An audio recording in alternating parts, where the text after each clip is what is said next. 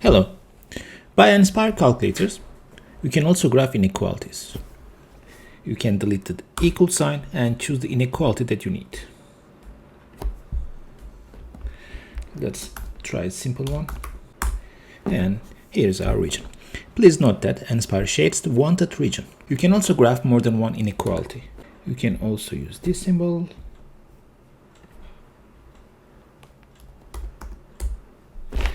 So it is useful for linear programming questions too. Let's delete all the graphs. Control menu and delete all.